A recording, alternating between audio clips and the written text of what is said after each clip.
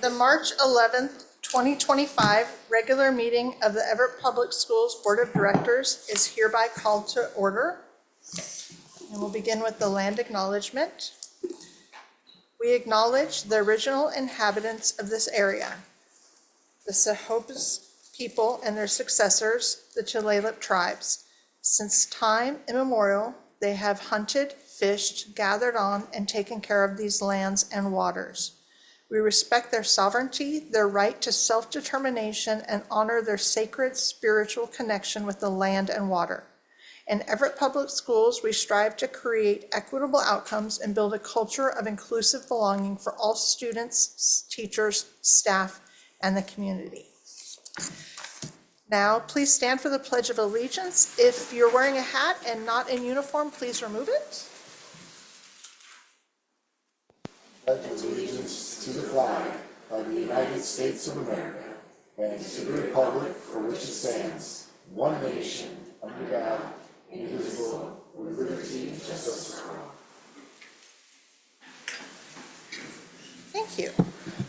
That moves us on to adoption of the, roll call. Will the secretary please call the roll? President Mitchell.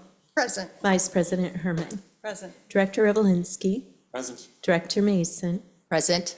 Director Adkins. Present. Student Representative Kink. Student Representative Covarrubias. Present. Thank you.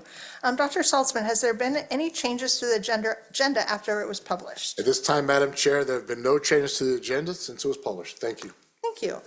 Is there any objection to the meeting agenda being adopted by general consent? Seeing none, the agenda is adopted by general consent. And this moves us on to section 6.0, which recognitions, the very favorite part of our meeting. Ms. Weinberg, I think you will introduce our January core value champions. Yes, thank you. Good evening, President Mitchell, Board of Directors, Superintendent Saltzman, and student representative. Thank you for the time tonight to celebrate our January core value champions, who are, some of them are behind me right now. We are highlighting the core value of passion. Each school in our district has chosen a deserving student to honor for that core value. But this evening, we have 3 of them in our presence, and we are excited to honor them tonight.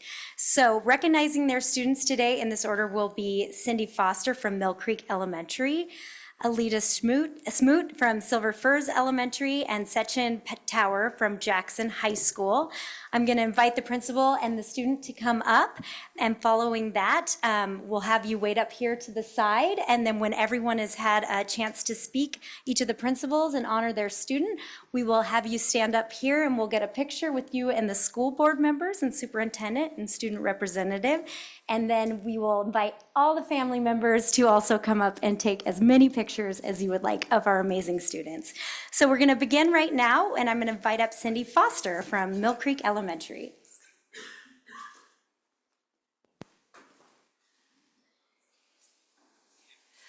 Well, hello. I have the honor today of recognizing Clementine. Clementine is a 5th grader at Mill Creek Elementary, and I'm really excited to read a submission by her teacher, Ms. Cephalou, who would like to point out Clementine's passion. Clementine is a very dedicated and passionate student. She has a positivity about her that creates a fun atmosphere, which sets the tone for the whole class. Clementine not only cares deeply about her own learning, but the educational experiences of her classmates. She is willing to help others with work and will volunteer at a moment's notice. Her positive attitude is contagious, and it inspires others to learn even if they don't realize it. She is able to find ways to be kind and fun while working with her peers, which pushes them to be thoughtful and stay focused on their work. There is never a day that Clementine won't help the class stay connected to previous learning. She will latch onto concepts and phrases that help our memory and bring it up in other subjects, allowing students to connect across curriculums. It is the joy she has when she is learning at school that is contagious for both students and teachers. It has been an honor to have such an amazing student in my class. That's Clementine.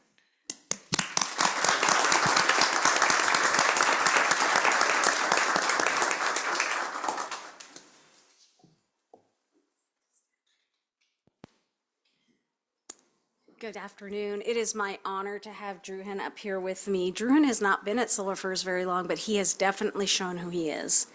Druhan is inquisitive and full of wonder. He always adds interesting details to our discussions and asks questions to expand his thinking. He consistently works hard to be his personal best and is eager to help and support others. He is an outstanding cooperative learner. Congratulations.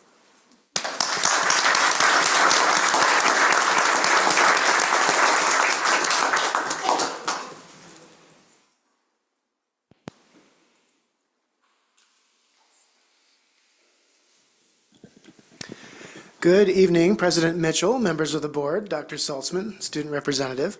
It's my very great pleasure to introduce Jeremiah Larson. Jeremiah is our core value champion for passion, and this is a person who shows passion in everything he does. He is passionate about academics. You can see this every single day. He studies before school, he studies after school. He's always got his books ready to go. And he's also passionate about athletics. He's a two-sport athlete, football and wrestling, two of the most demanding sports. But he is always smiling, and that passion really carries him through to great things. And most impressively to me is his passion for helping other people. This is the guy who will always jump forward to volunteer for anything that you need done. He has helped teachers move furniture. He has helped us organize the front office. He has helped clean up things without even having to be asked. Jeremiah Larson is truly the kind of guy you want to call if you have a flat tire, if you need somebody to house sit for you, anything. This is the guy you want as a friend. Let me tell you, you want this kind of passion. Thank you. Thank you.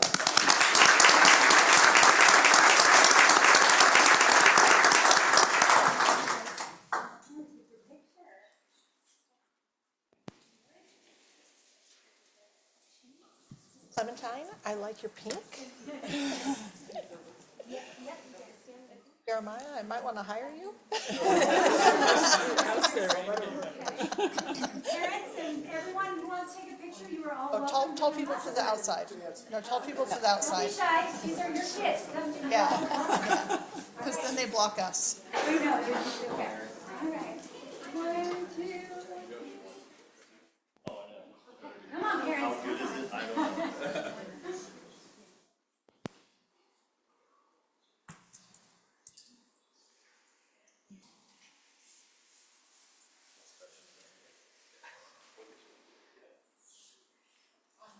All done.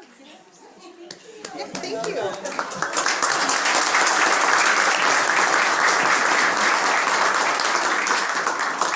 And now I think the rowdier people in the room are going to be recognized next. Dr. Wood, you're here to recognize the Everett PTSA Council. Yes, thank you very much, President Mitchell, Dr. Saltzman, members of the board, and student representative, and members of the public. It is indeed a great honor to be here today to recognize our PTSA Council and our individual 27 PTSA chapters. It is always a highlight for me to recognize the PTA. I'm going to just make a few remarks, and then I'm going to invite Nicole McKnight and Valerie Cunningham, who are the co-presidents of the PTSA Council, to make a few remarks. And then we'll have an opportunity for principals to present some gifts to their PTA presidents and other leaders. And then we'll invite those PTA folks to come up to the front and have their pictures taken as well, so that we can really truly celebrate your work.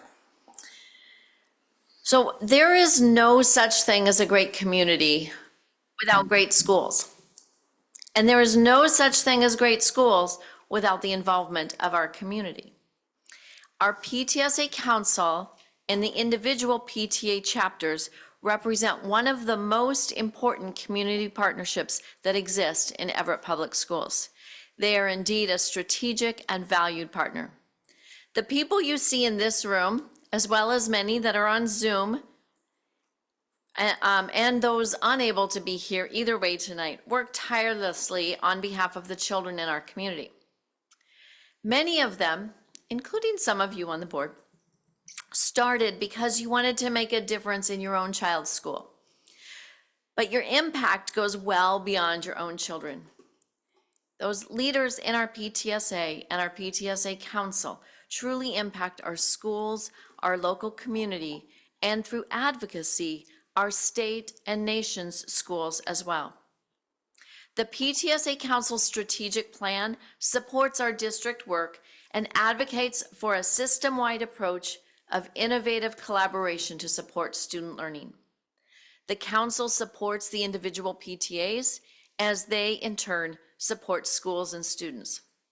This year, as in past years, our PTSA Council and our individual PTA chapters support student learning and community building.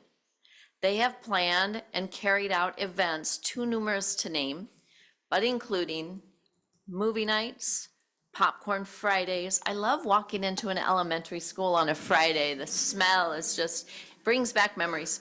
Fun runs, fundraisers, PTA Reflections Art Celebration that we had here in January, and many community celebrations. They've provided grants for schools and have provided support through programs like the Shoe Fund for students in need. One of the most important functions of the PTSA, and something that sets them apart from other parent-teacher organizations, is the exceptional work they do as advocates at the state and national level on behalf of all students. PTA was founded by advocates, both at the state and national levels, and they have a strong history of impacting education policy and advocating for all children. Thank you, members of the PTSA Council and members of our individual PTSA chapters at our schools, and also our special education PTSA. Thank you for all you do. Now I'd like to introduce Valerie Cunningham and Nicole McKnight, co-presidents of our PTSA Council, to speak from that perspective.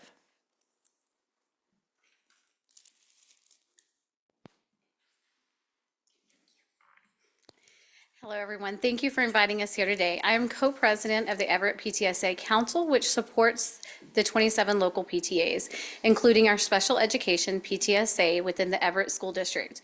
We have over 3,400 members to date, including around 170 PTA leaders who play a vital role in our school community. PTA leaders serve as the bridge between parents, teachers, and the school board, advocating for the needs and interests of our students and families. PTA leaders organize events that foster community engagement and support the educational environment, from hosting fundraisers to securing resources for classroom activities. They ensure that our schools have the tools they need to thrive. They listen to parents' concerns and bring them to the attention of the board, advocating for the policies that benefit our children. Presented in our annual district report from the 2022-2023 school year, our local PTAs raised and supported our district with over $1 million, highest amount on record, in so many ways: staff appreciation, classroom grants, field trips, educational assemblies, movie nights, and so much more. PTA leaders work alongside district leaders to develop programs that enhance the educational experience. They collaborate on initiatives that promote inclusivity, safety, and overall student well-being. Through their efforts, they empower even more parents to take an active role in their children's education and encourage open communication within the school community. Their dedication complements the efforts of the school board and district leaders, making our partnership essential for the ongoing success of our schools. On behalf of our local PTA leaders, we want to thank you all for our continued strategic partnership. Thank you. Thank you very much.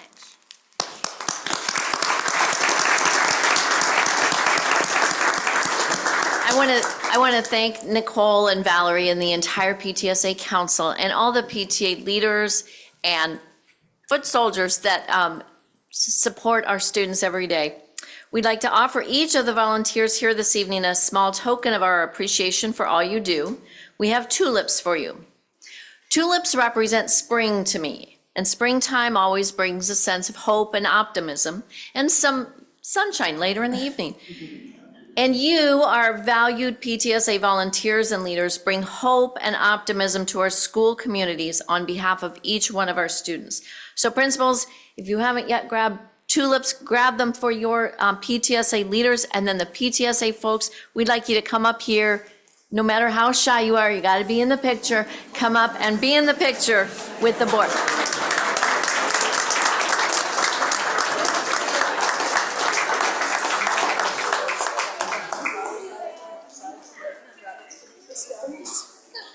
I cannot go to Congratulations.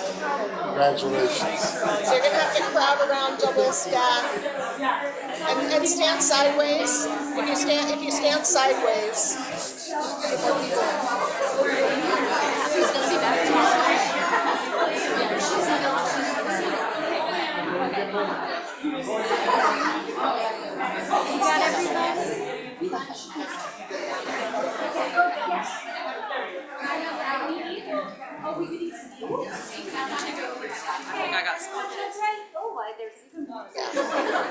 Everyone look here and say, yay. Keep smiling. We gotta keep going. Great. Wait, they're still taking some. Keep smiling. We're still giving flowers. We still got flower presentations. There's a lot happening. It's very exciting. Sorry. Keep smiling. Keep smiling. Maybe we got more. Keep it up, keep it up, keep it up. You're doing great. We got one more. I need a central spot there. Any other principals? Wait, That sorry. owl is always just perfectly. Wait, where's my panorama? There we go. Foul. All right. Thank you. Congratulations. Thank you to all of our PTA volunteers. Oh.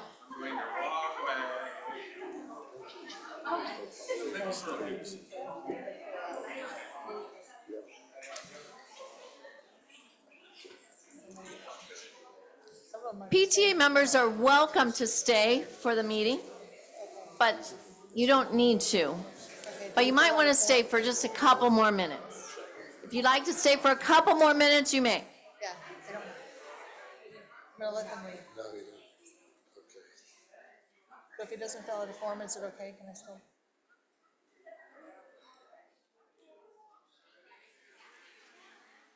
Waiting a heartbeat. I announce now that Commissioner Tracy turns it over to me. Or two, or three.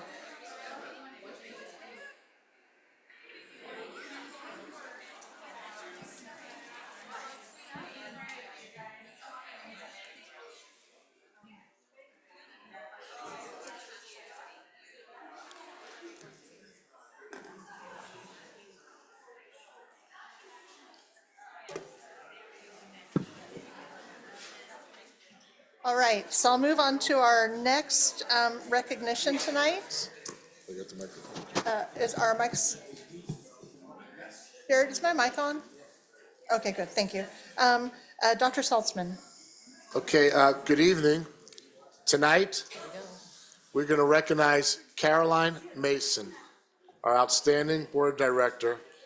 Tonight is her last meeting. I'm going to say a few words that I wrote down. Please bear with me because I might get a little emotional this evening. Director Mason has served this district for 11 outstanding years, including over 460 board meetings and countless school and community events. I did my homework, Caroline Mason. Okay. She served 3.5 years as board president, 2.5 years as board vice president, and 1 year as parliamentarian. As a board member, Director Mason approved 60 curriculum adoptions, 60. Reviewed and approved more than 180 financial reports. Adopted and revised over 130 policies aimed at ultimately advancing student achievement in this district. She adopted 225 resolutions. She participated in 55 graduation ceremonies, honoring over 12,500 students. She saw the construction of 2 schools and modernization of 1 school. During her tenure, she led the district in the implementation of 1-on-1 of all devices for our students, smart panels in all our classrooms, a new student information system, creation of a dual language program and CTE Pathways program, and advocated for strong enhanced social media presence for our district. She was instrumental and led the Citizens Committee in the passage of a capital bond and 2 capital levies. Director Mason saw our schools made safer through video intercom systems, badge access control systems, security vestibules at schools, and security fencing at 2 high schools. She advocated at the state level for funding to increase student access to rigorous education. She is committed to identifying and removing obstacles for all our students. She represented our students and district and state and national educational conferences. She provided the most strongest and outstanding leadership in this state during school COVID times. She was the chair and she helped direct and guide this district through the hardest transition ever for remote learning as well as to return and in-person learning. She was instrumental in making sure that happened. Okay? She played a key role in addressing the considerations of growing cell phone usages in schools. In addition to her work on the school board, she has been active in this district and community as a volunteer, served on several boards, and shared her expertise with local nonprofits in the arts, financial services, women's health, and youth sports. Director Mason is a role model, a board member who supports students all the time and supports her community. She leaves a lasting legacy in her work that will benefit generations after generation of students that pass through the Everett Public Schools. Director Mason, it was an honor to work alongside of you. I enjoyed our lunches all the time. I enjoyed how you talked about culture and Wyatt with such passion, and your husband and mom who are here tonight, and thank you for being here to honor Director Caroline Mason. I can't say enough what you've done for this school district. I can't say enough have you helped me become a better superintendent and have you advanced the district and the city of Everett all in one together. You're an outstanding leader. You are the definition of servant leadership to this community. I will miss you so greatly, and I thank you so much. I will now turn it over to you, President Mitchell. Thank you. Sorry, would anyone else like to say anything? I'm just going to start here. You're Jeff, if you can wait, we're going to do us first. Are we going down the line? Yeah, just down the line, please. The first thing I wrote down is role model, which you had said as well. So I want to thank you as a fellow board member, but also as a parent in this district. And 11 years, that's a long, long time. Your leadership, your voice on the board, your mentorship, you will be extremely, extremely missed. You've always come prepared, come with thoughtful insights. You would do your own analyses, whether we're talking about bond elections, enrollment projections, or salary discussions. I just, when I thought about this being your last meeting, I was thinking truly how grateful I am that I got to start my service alongside you. And I'll finish back up again with that. You've always been a role model, so thank you. Director Ovalinsky? Okay. Well, Director Mason, I'll miss you.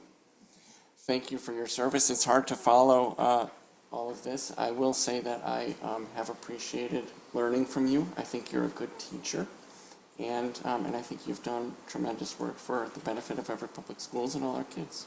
Thank you. Director Adkins? Thank you, Director Mason, for all that you've done for Everett students over the years. You've impacted many students' lives, including my own, through your work on ranging from stuff like ensuring our levy and bond campaigns were successful. I'm thankful for all the advice that you've given me over the past year or two since I started on the board, and I'm really sad to just see us as a board lose so much institutional and historical knowledge. Thank you so much for your service to our community and to our kids. And I just want to say, like, you know, when I was a student at Everett High, I looked up all my elected officials, and this was like in 2015. And I remember yours and Tracy's names being there, and I just want to say how much of an institution you are and how much of a loss it is for all of us for you to leave. So thank you for just all that you've done. Sir, Representative Covarrubias, would you have anything? Well, I don't know you like everyone here does, like on the same level or at the time, but in that small time I've known you, I have realized what an amazing person you are and how dedicated you are, and I do wish you lots of happiness in traveling. Thank you. And And Caroline, I just really, we joined the board about the same time, and I have enjoyed working with you and learning from you. You have been an active PTA member and a former fiscal advisory committee member, which I think really helped with my learning as we came together. You have a true love of the schools your sons attended, as well as all of the schools here. And that is exemplified in the work you did for the bond and levies, as Superintendent Saltzman said, getting those new schools built, getting our one-to-one technology, getting all of the things that we need to get done here. You used your marketing background, I think, when we used to have a marketing committee, communications committee, to the way we see communications and our transparency today. I think you really did, as Dr. Saltzman, not only the pandemic, but the post-pandemic reductions and how we communicated out to the community. I think you were instrumental in that, to help us get through like 2 storms. It has been a true honor to serve with you, and I wish you all the best with your future literal adventures and time with your family, because I know how important they are to you. So thank you. Okay, and now we actually have some special guests. Dr. Mason. After all that, I'll be brief. So when this board appointed Caroline, they couldn't really know what they were getting, but I did. I knew very well. I've known her for a little less than 30 years. And shortly after we met, I realized that she was probably the most effective person I'd ever met. And I worked in an industry with a lot of competent people, so that was saying something. If you want something done and done right and done in a timely fashion, you would go to her. And anyone who stood in her way found themselves either overwhelmed or outmaneuvered, or often just ended up being her ally. So typically, wherever she shows up, whether it's in her professional capacity or elsewhere, she's usually the most educated on the issue, or the most prepared person in the room. I think that everyone here should be proud of themselves for keeping her so entertained, so gratified, and so happy for all of these years. And so now she's gets to devote a little bit more of her time to improving her husband. Glad to have her back. Thank you. And Mr. Lingus, I think you have some things you'd like to say.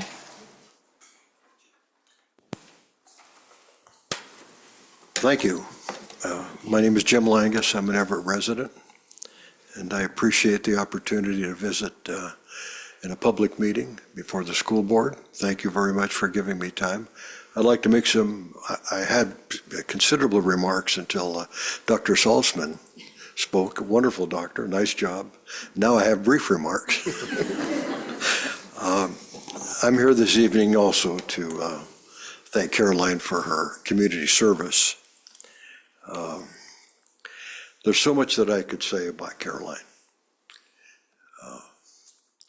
And so I'm going to be brief, but I'd like to make some remarks that are important to me, and I hope Caroline will appreciate, because she's been a stalwart for the Everett School District and the Everett community for a number of years. So Caroline's excelled and distinguished herself in this position as a community board member. You know, from an outsider's perspective, Caroline presents what we hope to receive and have from our public officials. She's always been unselfish. Her ego's always been well-grounded. She's bright. She studies hard. She's always prepared. And she understands the rules and responsibilities of a school board member. Board sets policy, hire the superintendent. He manages the district. And she's a professional. She doesn't get hung up in minutia, and I believe if she has things to say, she probably says them privately and expresses her concerns privately to her superintendent. She understands the roles and responsibilities of board members. And she's represented that perspective for 11 years. I wish we had more Caroline Masons in public service. She's very, very honorable. She and her husband Jeff have raised a wonderful family. And I want the board to understand that the reason we pass levies and bond issues, big reason is Caroline Mason, because the community trusts her.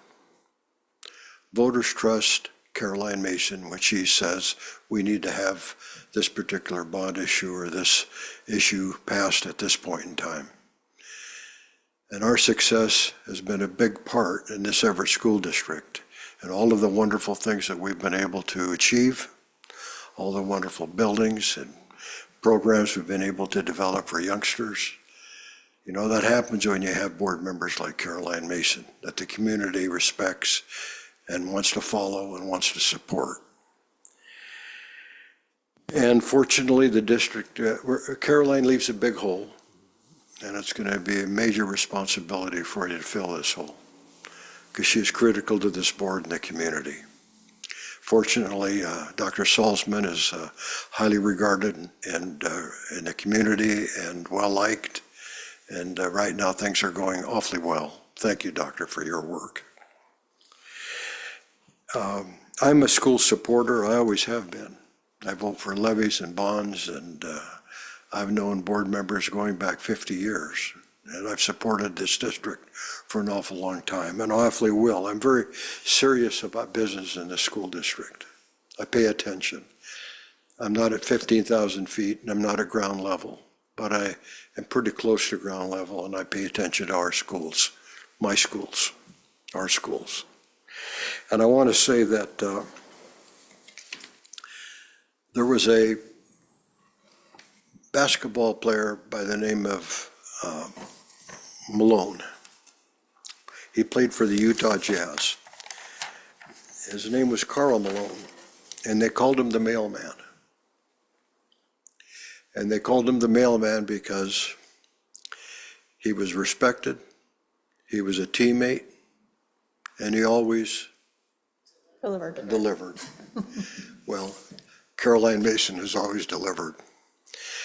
And Caroline, I don't pay attention to a lot of music. That's never been something of, you know, I just have a lot of other interests, but enough so that I know good music and nice songs when I hear them. And there's one song I really like.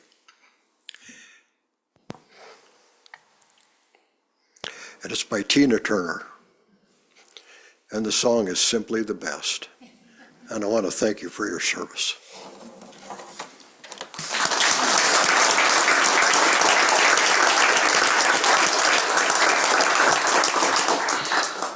Okay, I know all that's really tough to follow, but would anybody else here like to say anything? It's okay. Oh, yes, please come forward.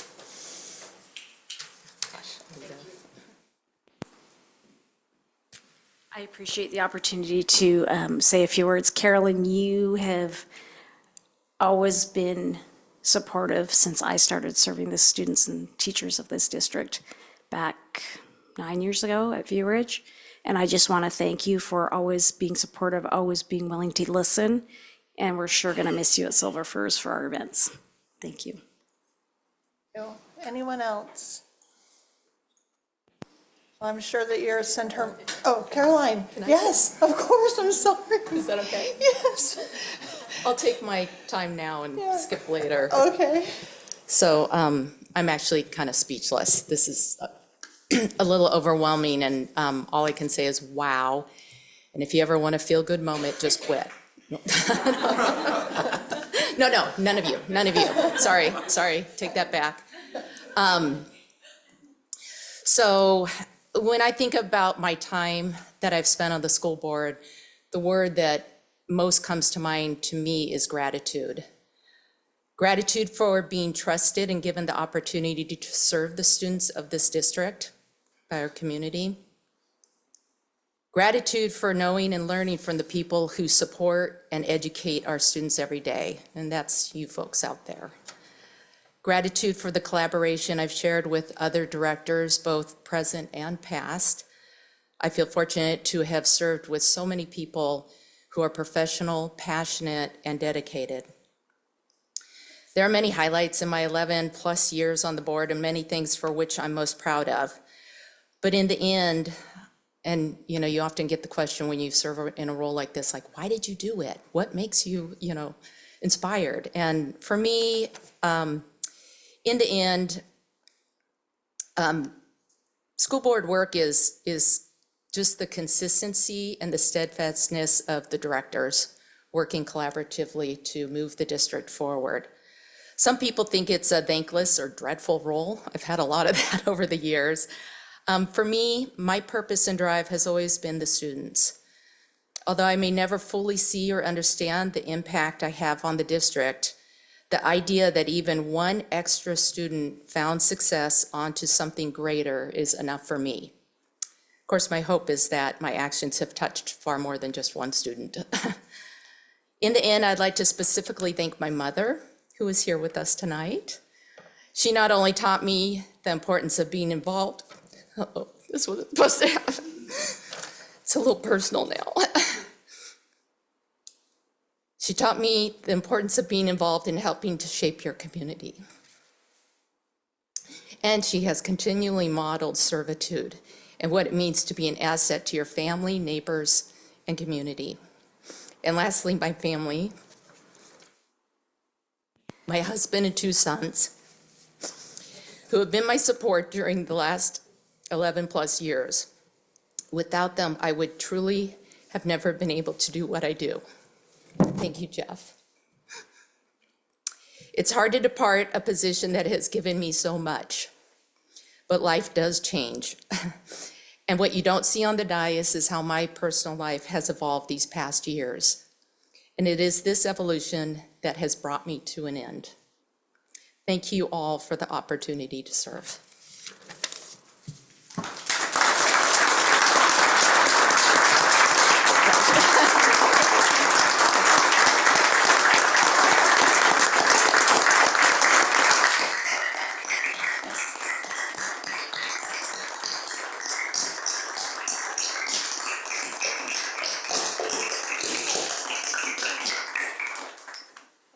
I believe Jared is setting up a video for us. Good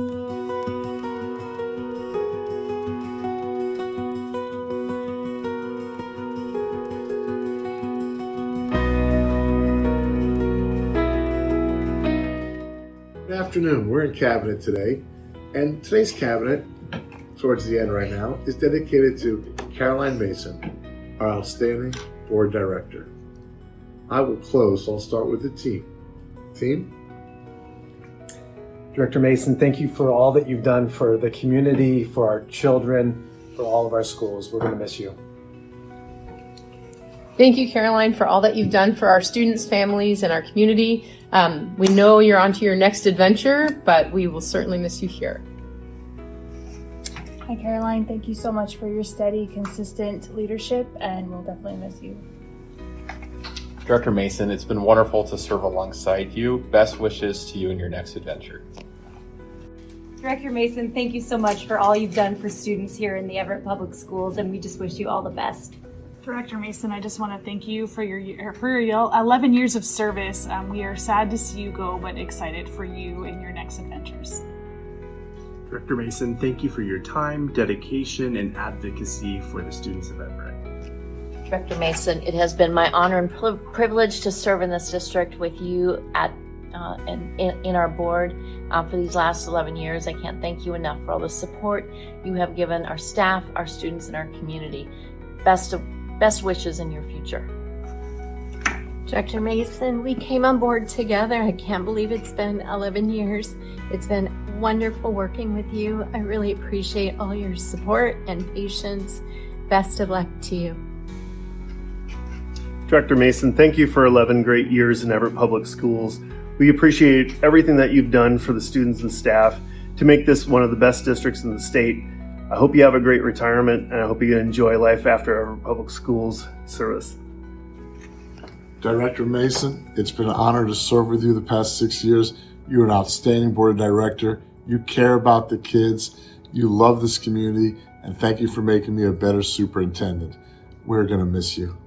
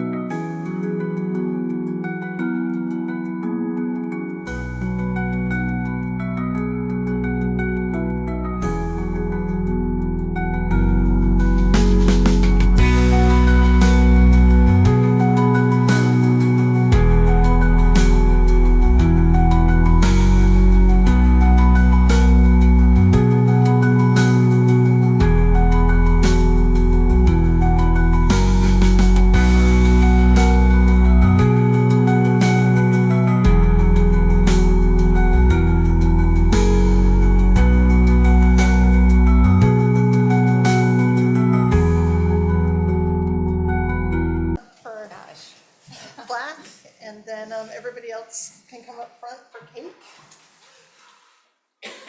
Face came. Oh my God.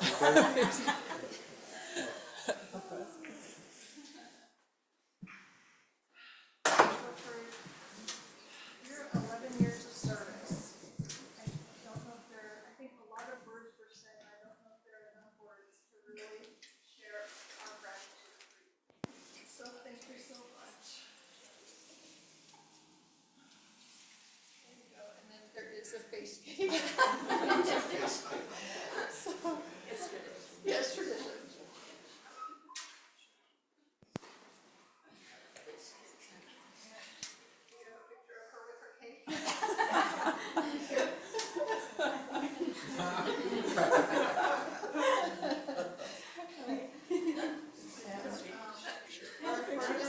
We're just gonna take a few minutes to cut this up and enjoy some cake. And our principals that stayed and our community members that stayed, there will be enough for each of us. I just want you to know one of the cross things I did was shorten meetings. I just want to go out on that legacy.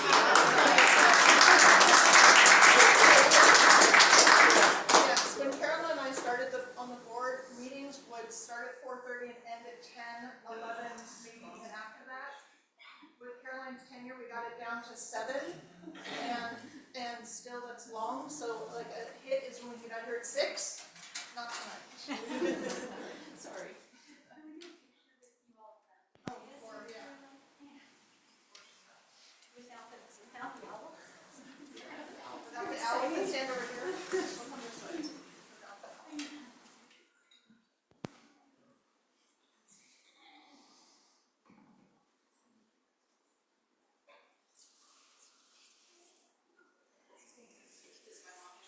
Yes, come on up. Family, family.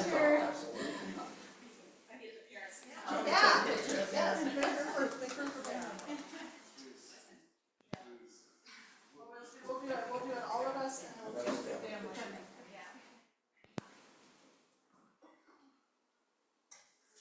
Okay, now as a family.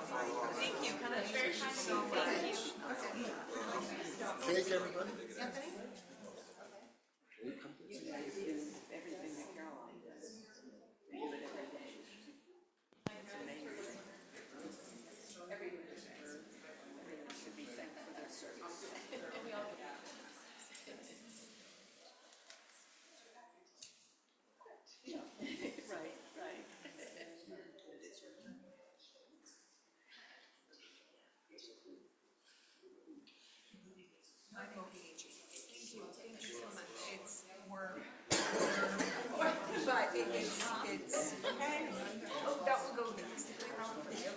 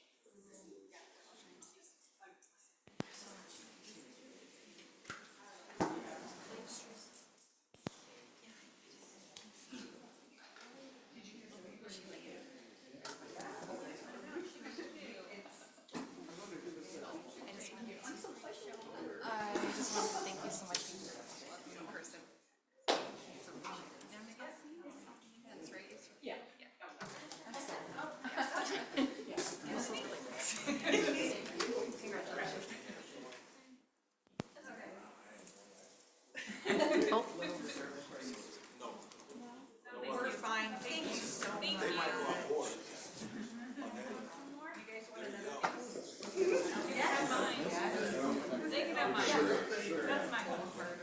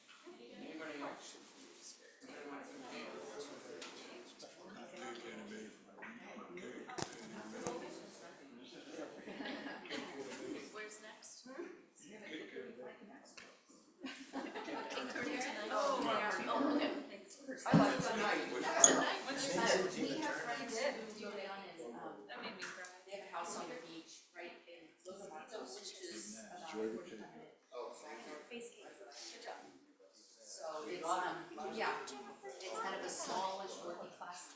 A lot of expats there, a few tourists. Now they're less than which kind of just. Charlie invested in you.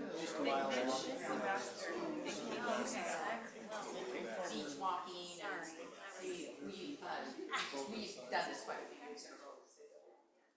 We got it, I got it. We have started running.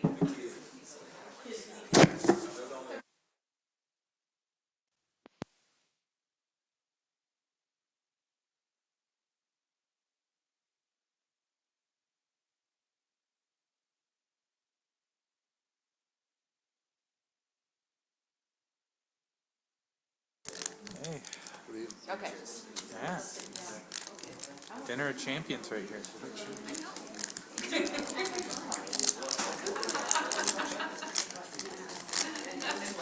I like this.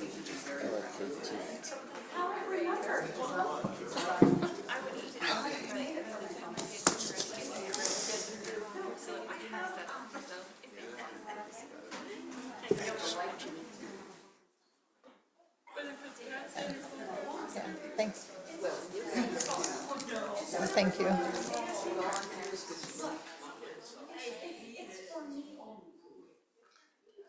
Pick one.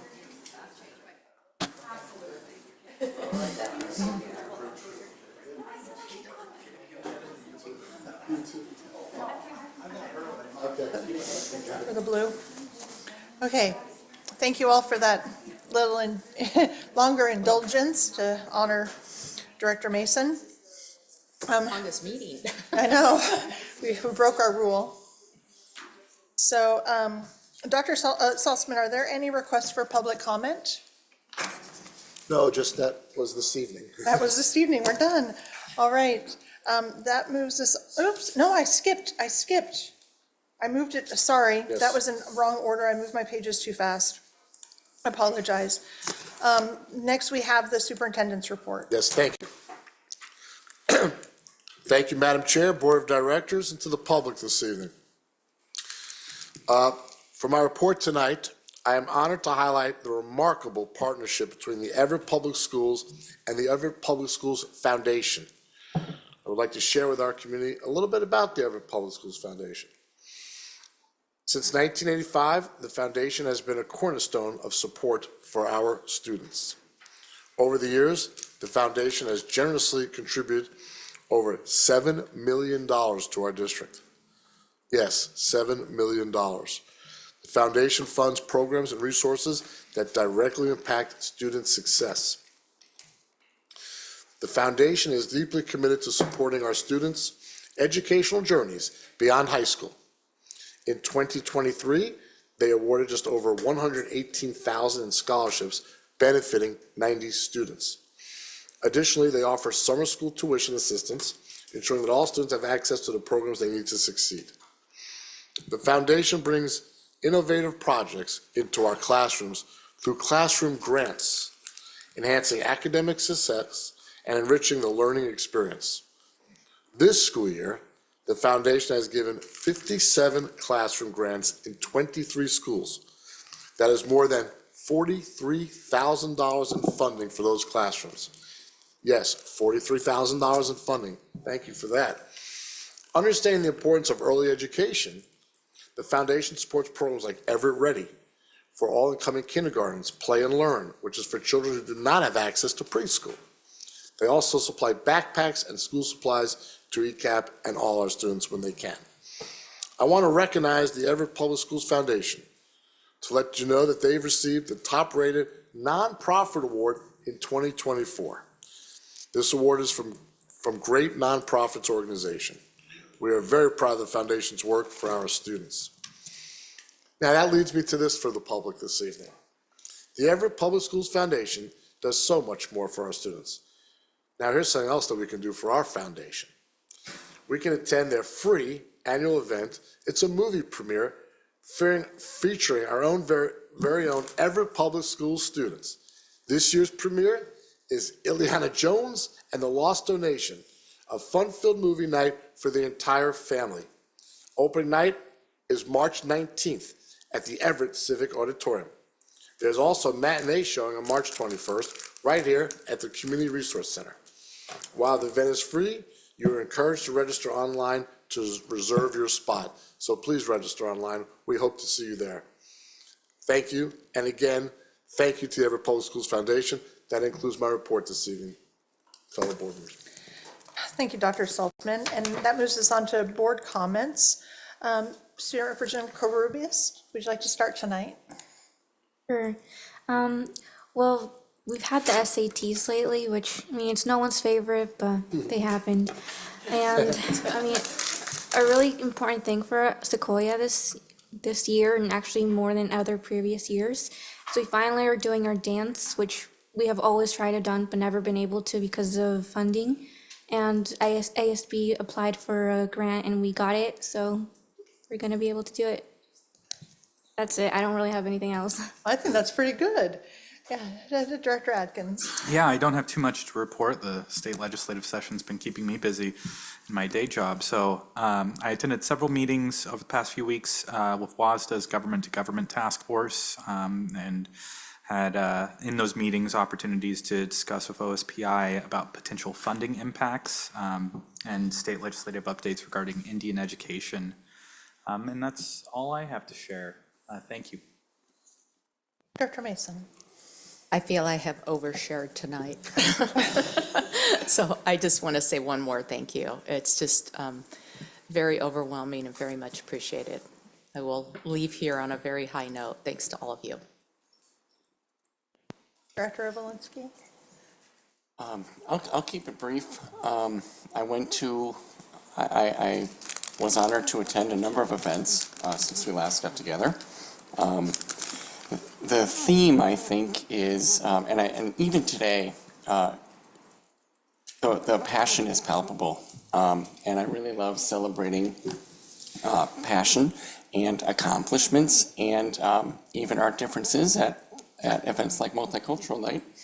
And the elementary art show too, I think, with the, I love the mixed media of clay on canvas. I love when the art has texture and stuff, but that's it. I'll keep it short. I got a long legislative update. Right, Dr. Furman. Just two things to report out on. I had the opportunity to attend the Carl Gibson Center's Rise and Shine Breakfast, which was supporting the center and also showcasing some of the programs that they host. And this includes our own Everett Public School Gold Program, Gaining Ownership of Adult Life for 18 through 21-year-olds, transitioning students in special education. I was thinking about the CTE presentation tonight, and just how experiences outside of the traditional classroom are so vital for student learning and that practical application in life. And so a big thank you to the partnership with Carl Gibson Center for that, that ongoing opportunity for students. And then the other thing was also the elementary art show. So a big thank you to Tammy Kaufman and all the elementary school art teachers for helping students learn about different artistic techniques, encouraging creativity, and giving students the opportunity to express themselves through art and showcasing work here at the CRC. It's always such a delight to see the art when we walk into the building. So thank you for that. Thank you. And I have no more tonight, except to say thank you again. I already asked about public comment, and there's no additional public comment tonight because I got out of order. So that moves us on to legislative updates. Director Rovolinski. Okey-dokey. It's a long one. Okay, so since we last got together, a couple important deadlines have come and gone. Today is the 58th day of the legislative session. On February 21st, the policy cutoff passed, the deadline passed, and on the 28th, the first fiscal committee cutoff passed. Tomorrow is House of Origin cutoff, so it's got to be approved by the House of Origin or the Chamber of Origin. Little update on the bills that are important to us. Senate Bill 5192 passed the Senate, but not as originally written. It was amended. The funding for full-time student equivalent was reduced a little bit less than 4%. House Bill 1338, which was a big increase to MSOC of about 20% originally. That's been reduced to about 3%, which is tough. And the bill's progress has slowed a little bit because of that, but it's still alive. Special education funding, Senate Bill 5263. The multiplier came down a little bit from 1.6 to 1.3, which is still a little bit of an improvement over the current 1.2, and that is set to go before the Senate next. If it hasn't happened, I wrote this on Sunday. House Bill 1357 similarly had reductions to the special education funding with the multiplier. And it's still kind of undergoing negotiation or amendment. Substitute teacher funding, House Bill 1356, proposed the daily rate for substitutes increasing, but that was deferred an additional school year. So out of amendment came deferment, pushing it back. And it's in the House Finance Committee, but it's getting close to cutoff. The Clean Buildings Act deferment, or compliance deferment, I should say, Senate Bill 5514.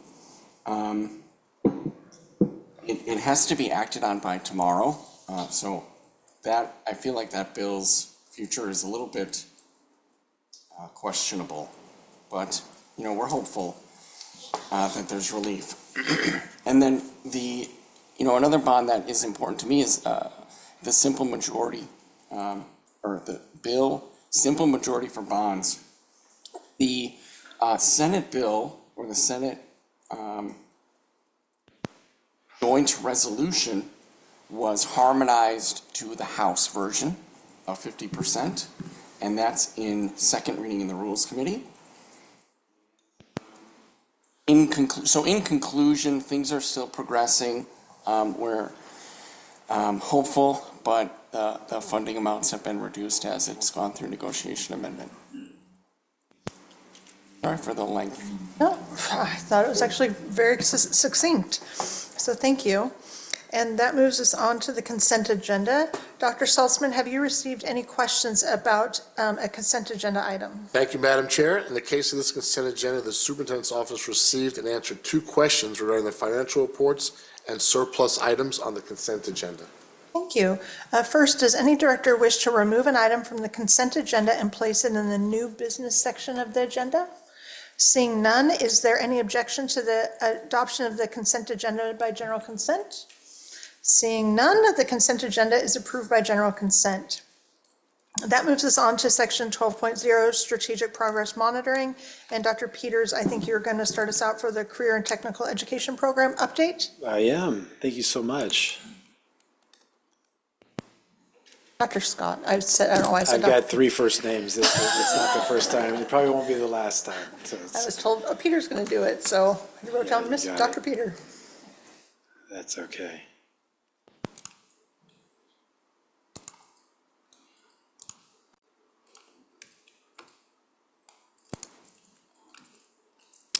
And there is one last trick here. Okay, I think we've got it. On slideshow. Thank you. I know you clicked it, but it didn't go. There we go.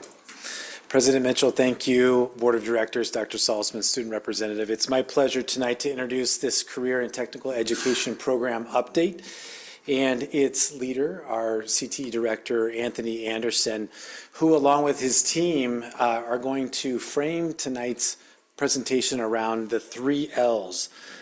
Listening to our stakeholders and community needs and being responsive to those needs, investing in learning and iterating to what those community demands are for future workforce, and leading to provide increased opportunities for our students so that they can choose the future of their choice and explore in high demand, high impact, and high-wage jobs in the community. So we're really looking forward to tonight's presentation. I'd like to introduce Mr. Anderson at this time. Thank you, Dr. Scott. I want to give honor to President Mitchell, Dr. Salzman, and our distinguished board members, board of directors here. I also want to say that I am proud to be a part of the team, which I do want to take this opportunity to look at our team. We have here, we have Danielle DeLuca, we have Jody Jacobs, we have Susan McCord, we have Charlie, we have Vignesh, and we have Keeley. And the last 3 are ambassadors. So we want to say, just showing some of the work that Director Mason does. She attended our first ambassador meeting also.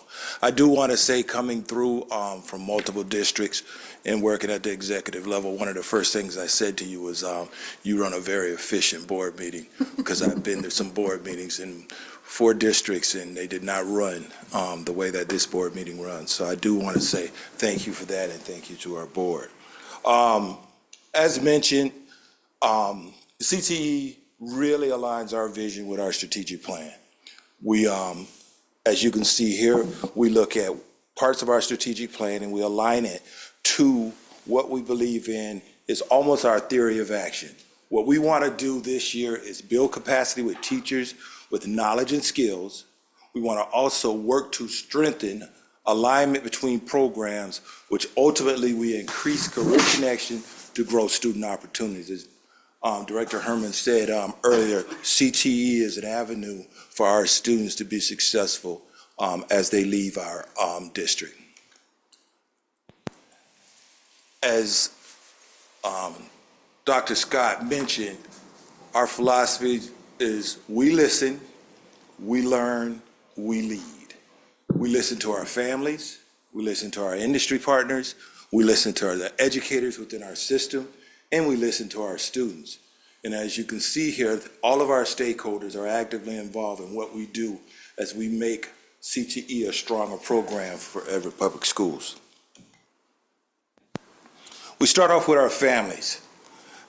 I know many of you have gone to some of these events, and as you can see, and the reason I said the team is because even though I have the title of a director, we work cohesively and collaboratively together. You see us everywhere. You'll see us at high school and beyond. You'll see us at Natural Leaders. We work collectively as a team. And everyone's input is important for us to move this work ahead. So as I said, Natural Leader meetings, family and community engagement, high school and beyond nights, transition nights, listening to what our families have to say. And with that work, families said, communication in multiple languages and format. As you can see here, we've done it. To know what programs we offer.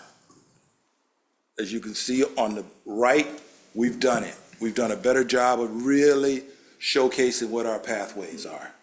Information to elementary students. We didn't bring them tonight, but as you can see on the screen there, we have magazines created for our elementary students that connects them to our high school programs so that we can give them the opportunity to have access. Natural Leaders wanted to feel we were speaking to them. We created it in multiple languages, and we also went out in the community. As you can see on the Everett Transit bus there, we are out in the community, and you'll hear about that a little later. An event where they could learn more about our pathways. One of the events we just recently had was for our elementary students. We had an event, a fair right here, sponsored by our ambassadors, and they did a fantastic job, and they're led by Susan McCord. The ambassadors had more parents at this event than we've had at our 6th grade transition nights. They did a fantastic job of showcasing all of our programs to elementary parents so that they can know what is in the future for their students. We listen to students. Perfect example is our ambassadors. We have our CTE Roadshow where the team goes out to multiple schools and talk to students about what's going on in our programs. We do our high school and beyond night as mentioned. We do classroom visits, the team, and we have stop and chat conversations. That's the best time to actually engage with students. Instead of letting students just walk by us, we're walking through the halls and we're stopping students, having conversation, and asking them what we can do better. As you can see with our student voices here, this was an anonymous survey that was given about how they feel about our programs. And these are the responses from some of the students in that anonymous survey. We learn. Students ask for more mentors, more opportunities to visit industry, to feel like part of a team, to get help finding a job, and CTSOs and leadership opportunities. When we talk about them feeling a part of the team, another thing we did in our culinary program, we did it in our health program, Health Academy, and we did it in the auto, in the advanced manufacturing. We purchased uniforms where the students felt like they were proud of something. And we put on there automotive engineers, advanced manufacturing engineers to make them understand that they are at the entry-level point of being engineers in their community because they're going to have an advantage by having hands-on experience. So you can see here to the right, our ROTC program visited Whidbey Island Naval Air Station. So they got the opportunity to go out, and our CTSOs are doing a fantastic job of going out and competing in regional events, which I'll discuss a little bit later. We listen, industry partners, General Advisory Council, Program Advisory Council, those two work hand in hand together where our community members come in and our industry partners come in and have conversations with us about how we can do things better. I want to give credit to the team for actually saying teachers were not able to make it to some of our PAC meetings, so what we did was gave teachers time off during the day to collaborate and bring industry into them. So now teachers have the opportunity to work. And as I said, although I'm the leader of the team, it's the team's work that gets it done. And we go out to state and national CTE organizations and bring back information. And as you can see here, one of our newest partnerships is with Pierre GMC of Everett, who's working with us in our auto technician and auto maintenance program. And as you can see, there's someone who looks very familiar there talking to our General Advisory Committee.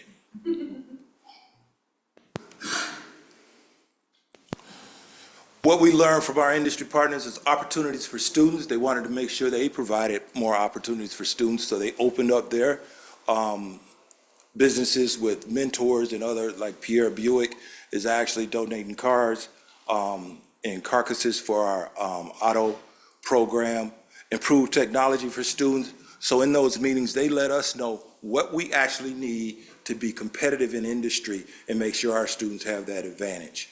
Mentorships to connect with industry. We're doing that through our summer mentorship programs, and they've also said, many of our industry partners said they're willing to come in and talk to students at any time. Knowledge fairs where students learn about the industry. As you can see in the center, one of our programs there was our career con, where we brought industries in and we took middle school students to a parking lot where they parked the vehicles and they had all of the items there. The students were able to keep the hats. This was sponsored by one of our partners, and students have increased input with GAC. As you can see, students there are presenting, doing a presentation, which we would have had them come tonight, but it probably would not have been good after you had some cake to eat, because they were doing wounds that I think Dr. Salzman got to see those during that presentation. We listen to educators. Middle school events with rising sixth graders, we go out, we listen to our educators then, we're in the media center. High school events for rising ninth graders, natural leaders, STEM night, counselor meetings, teacher classroom visits, and as I mentioned, our PLC, where we actually sit in, the team sits in during the industry and teacher meetings to make sure that we are listening so that we can provide the necessary resources to make sure that they can implement whatever ideas they get from industry. And we learned they need more classroom resources, as I discussed, more time for collaboration and aligned pathways. On the right there, you can see our signature STEM programs on the top, but you can also see some of the questions we asked during our PLC time with our teachers, along with our industry partners sitting side by side. What does your team need to review or learn? Industry partners can help them with that to understand what are the latest trends. What does your team need to incorporate? Understanding how can they provide additional resources to make sure that they have everything they need. And going back to aligning and strengthening our programs, we want to make sure our programs from 7th to 12th, because those are our CTE years, from 7th to 12th grade, we have programs that are stronger and that connect students to industry and connect them to the job market. Going back to what our students were asking, we are putting them in line with certifications that will get them to the job market. I'll give you a perfect example of that with our educators is our Healthcare Academy, which is a healthcare academy that transitions into a nursing assistant certification. Out of the 23 students, we have 17 students that moved on from the Healthcare Academy that are now in the nursing assistant certification programs, which is a more specialized program, and it also provides students with a little bit more complicated work, because now they're going into the next level. So we're doing that right in our schools here in Everett Public Schools. So going back to, as leaders, which like I said, the team, we're all leaders in our work. We're teacher leaders, we're principal leaders, we're instructional leaders. We're all in the work of listening, learning, and leading. Now we want to transition into some of the lead. At one time, our NJROTC program was in a little jeopardy because our numbers were consistently under 100. And if your numbers are consistently under 100, you have to go on a waiver, and then you actually have to get those numbers up. They did it. The team did it. They got the numbers up where we are no longer on that waiver list that we are actually sustaining over 100 students in this program. So I do want to say it was a great job, and those are the highest numbers in 6 years. We also lead the opportunity because in schools, we wanted to make sure we had access to students. There's no sound with this video, but this is what we actually created. Susan's our marketing lead. She created this that it runs through at every school in their, either in their guidance department, and it just keeps running so students have access to see what's going on. Also, when we look at some of the materials on the left, we have posters that teachers ask that we have more attractive posters for students to see in the hall talking about our programs. Those are our programs. Those are in every building in our middle schools to make sure that students get the opportunity to see what we offer in the district. And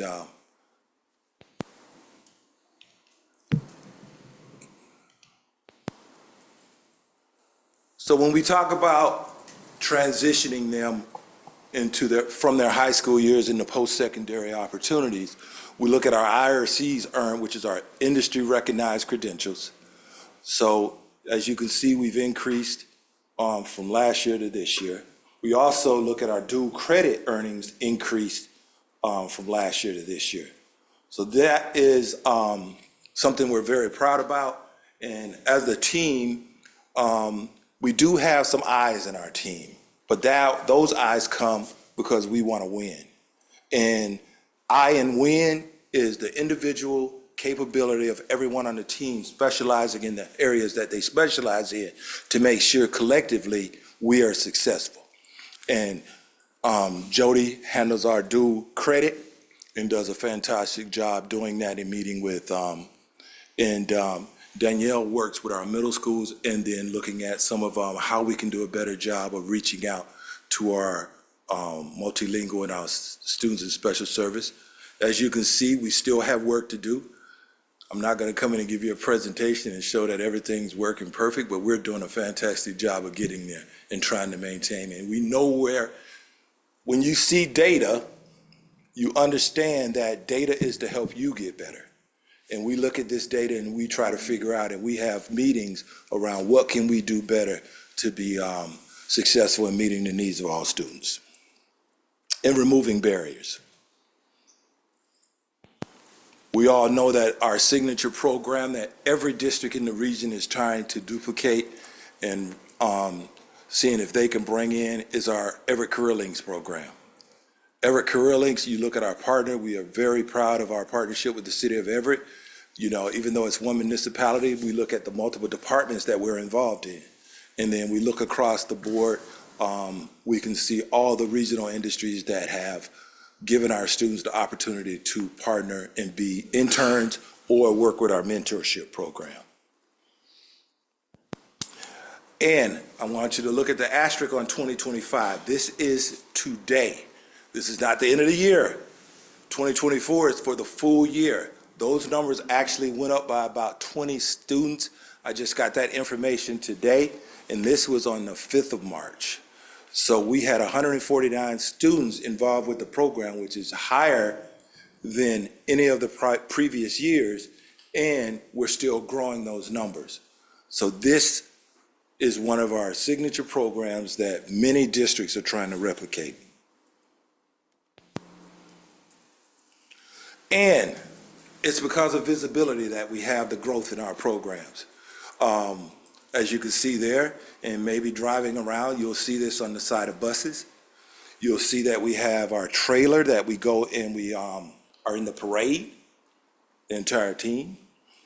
We walk in the parade alongside our trailer, giving out candy.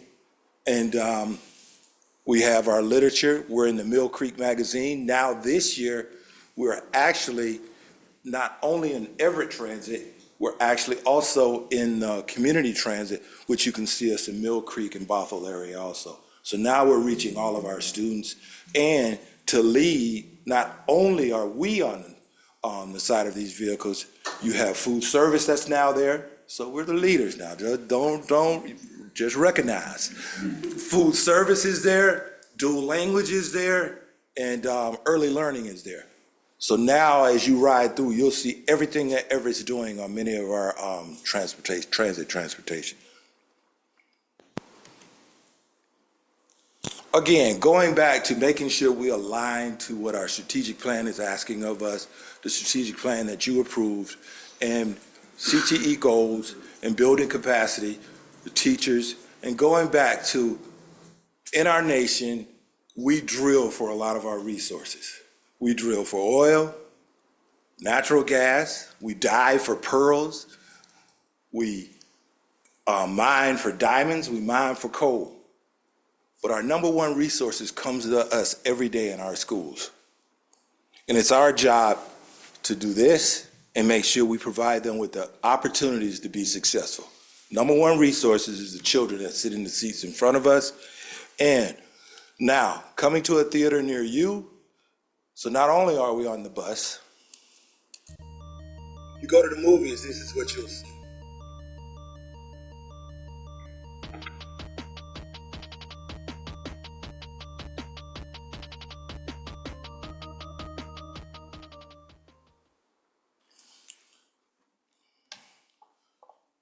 Thank you for the opportunity. Thank you. Are there any comments or questions? Dr. Herman, since you moved first. All right, thank you and your team for the presentation. I really appreciate the advertising of Everett Public Schools programs out in the community. I think that's important for our community to feel pride in our district, as they should. There's a lot great going on, and so I love that. I was wondering if you could go back to slide 17. This was one of the slides that I believe you shared at the conference in the fall. And it was a list of all of these links to industry partners that were participating. And that's great, the summer number, those numbers are going up. I think back to interviewing students with CCRS and their resumes, and how being able to just list something of experience they've gotten and the industry credentials, things like that are what stand out, and not only sort of help prep them resume-wise, but I think also give them the sense of this is what I can do, and I've earned this, and now what am I gonna do next? And it gives them it keeps building that foundation for them to go to the next level. As I was thinking about the vendors you have listed on here, and this was a really neat one to share, because districts around the state, as you know, they were, I don't know, what could we do? And that's what the team talked about there, is there's actually a lot of opportunities. If there were a business or a community member out there tonight that's thinking, maybe I could partner with Everett Public Schools, what makes a good partnership for this type of program? We have a lot here, and I guess who would they contact, and what might that look like? A little bit more. Okay, the process they would have to go through, they can contact us. We have a internal, we used to have an outside contract with it, someone that actually made the connection, but we brought that in-house so that we can use the resources to actually do a better job of marketing the program. So bringing it in-house, we have one person that is the contact, that's Bree Youngberg, and she's not here tonight. But we have literature on our website on how you can become a member of this wonderful vendor group here. And we also have, when we go out into the community, we've created, I don't have my badge, that they can, we can give them a QR code that they can scan, and then we can give them more information from that. So if they contact the CTE office, go to the CTE website, all the information is there on how they can become a partner with us in Everett Public Schools. And the benefit of that is you get great students to work with, and Bree, who's our, as I said, who's our coordinator of this, along with Susan, they go out, Bree goes out and she meets with the potential vendor, and she takes them through a process of, this is what you need to do.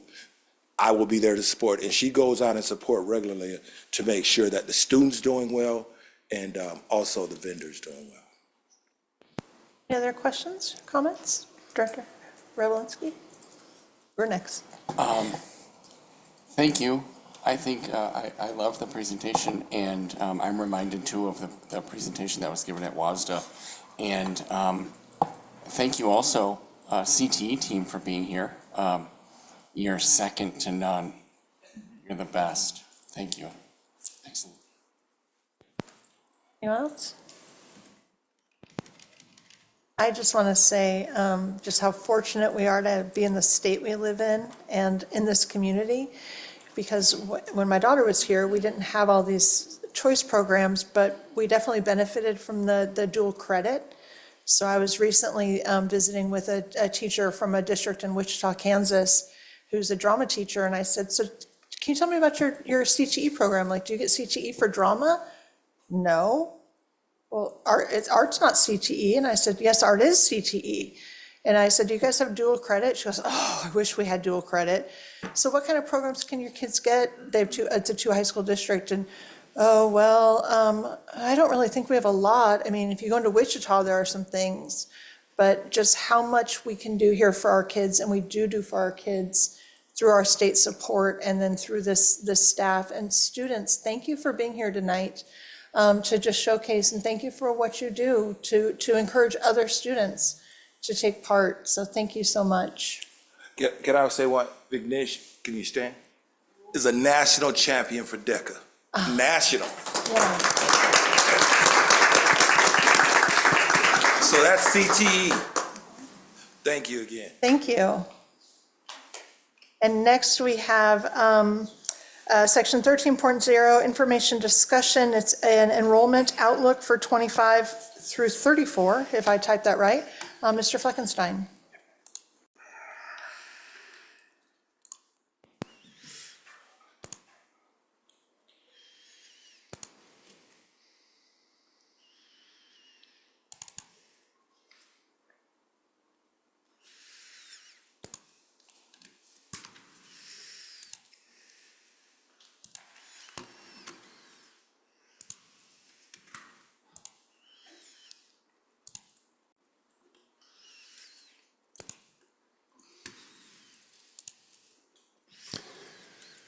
Well, good evening. It's nice to see you.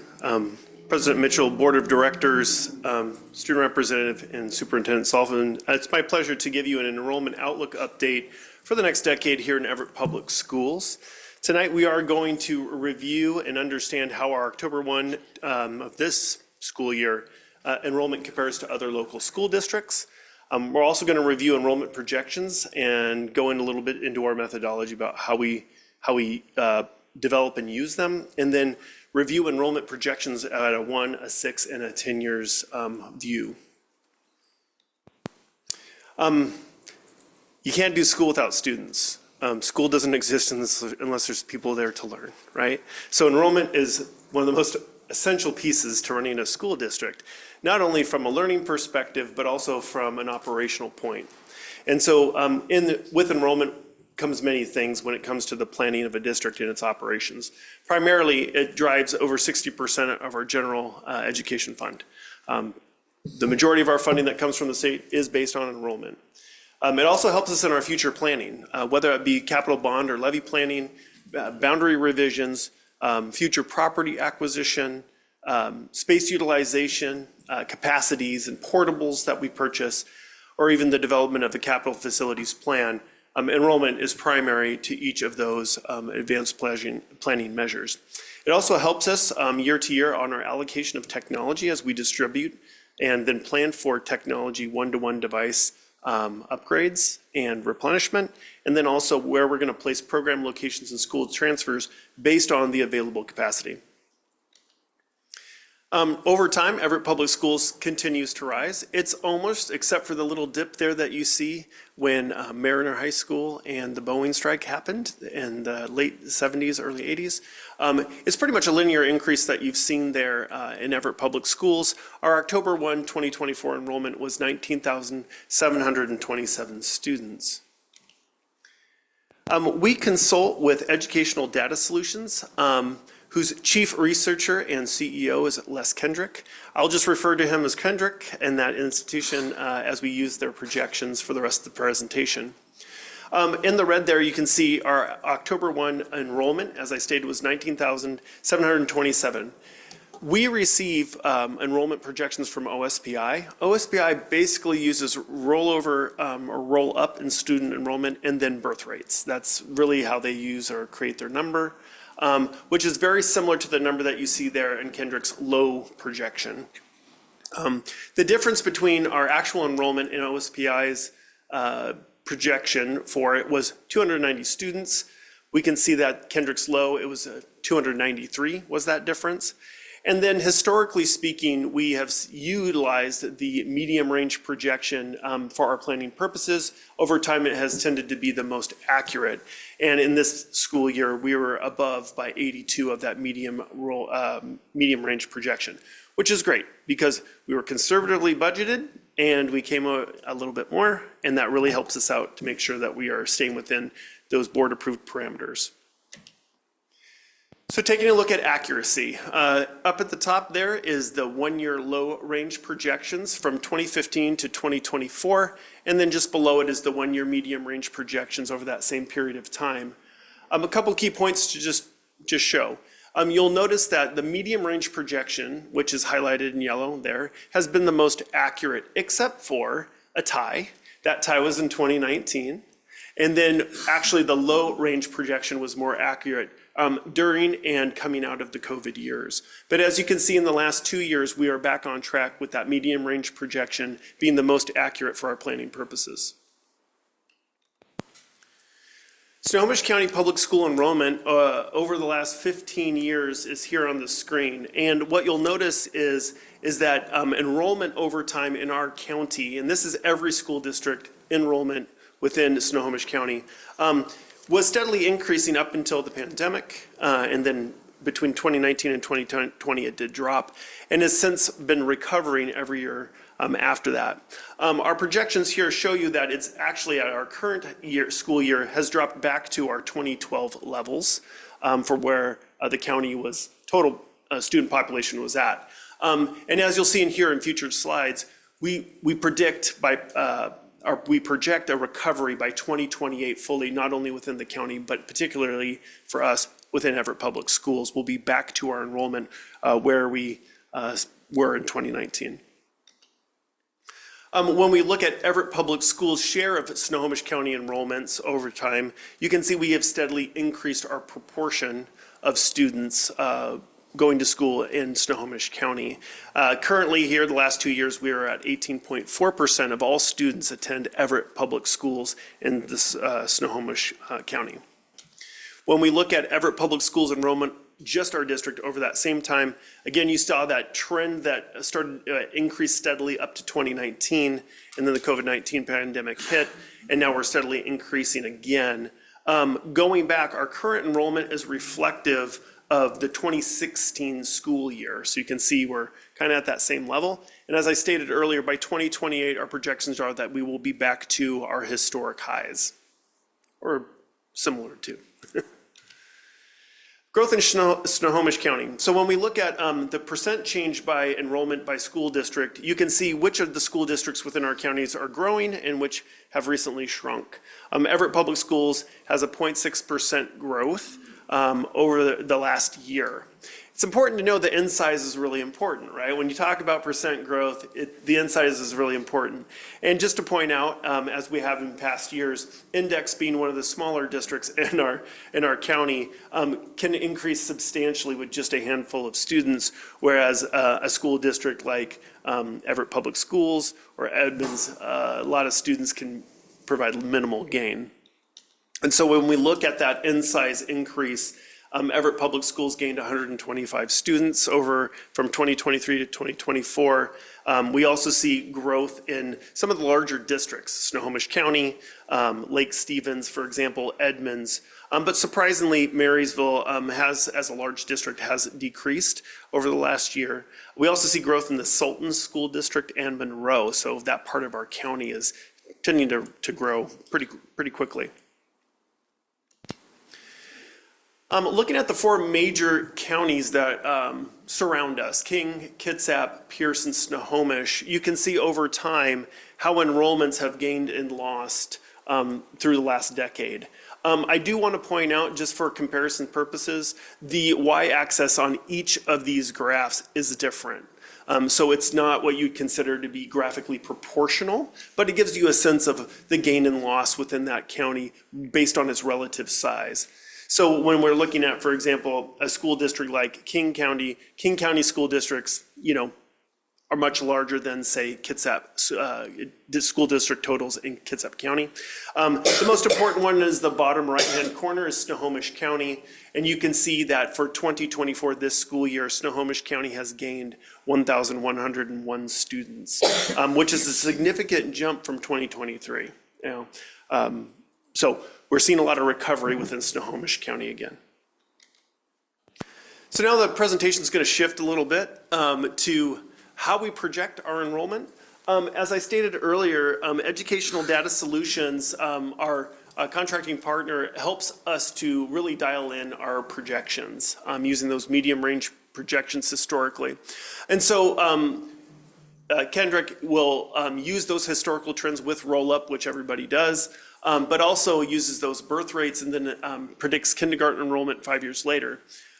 And also brings in a lot of socioeconomic factors into his analysis and his formulas, which is around housing market trends and economic indicators.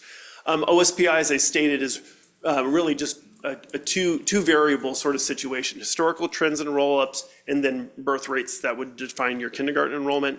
And then we also use population forecasts, which have some level of an integration between enrollment or correlation between enrollment and population growth within the area. So what does that look like here for Everett Public Schools?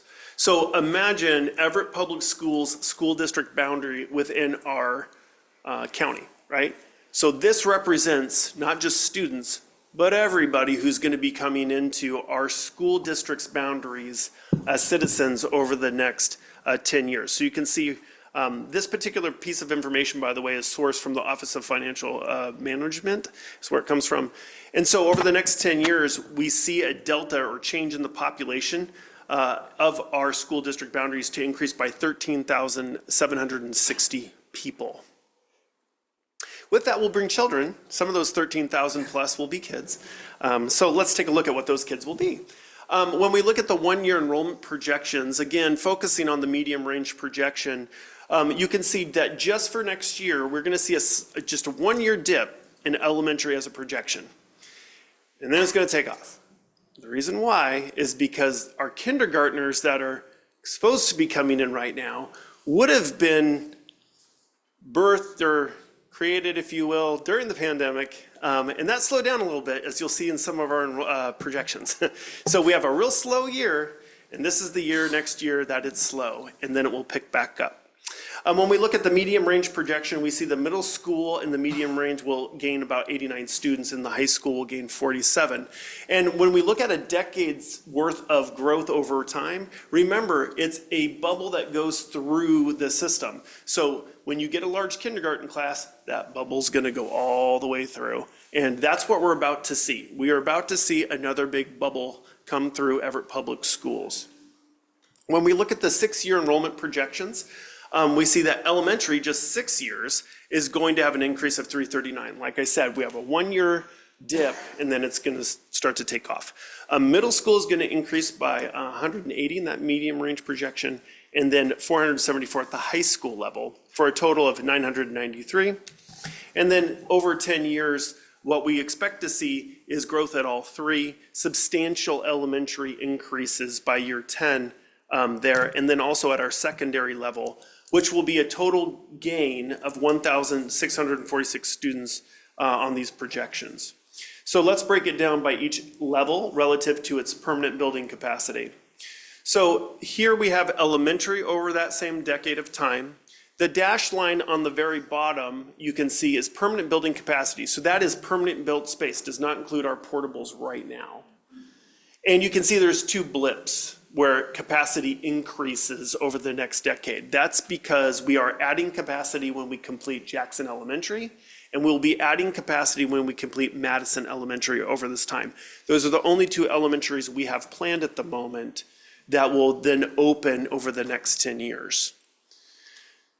Looking at that, you see a change, and that's on the far right, that red bar that you see, is that permanent building capacity will increase to 8,850. But the difference between that and the medium range projection is your capacity of portables within Everett Public Schools 10 years from now.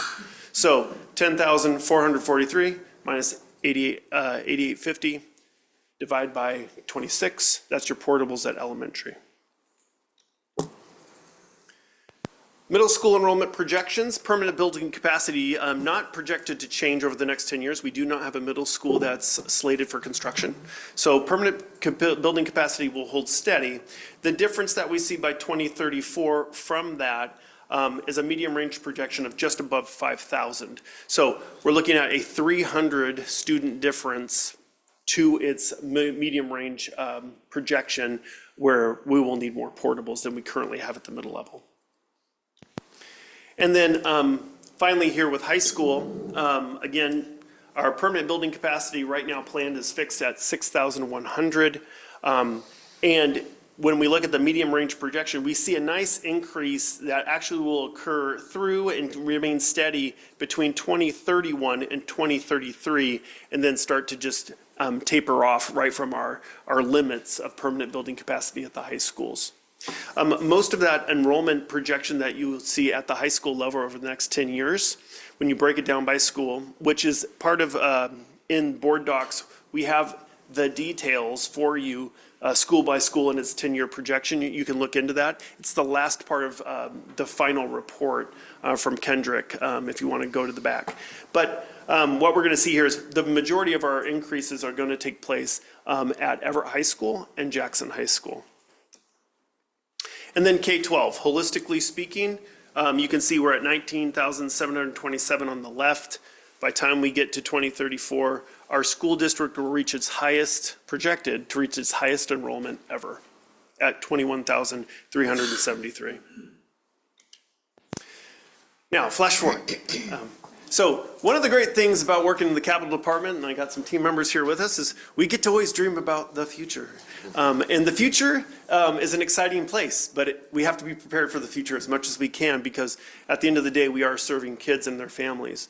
So we've put together a list for the board and for our public, just to have knowledge about what do we already know that has been submitted within our school district's boundaries for housing, creating housing in some way, shape, or form, whether it be single-family homes, condos, townhomes, apartments. What do we know has been submitted to the municipality, has been submitted for permits, and what also has been submitted plans or designs? So this isn't yet approved, but somebody has gone to the length of saying, I'd like to build this and officially put it in. So I want to just give that context.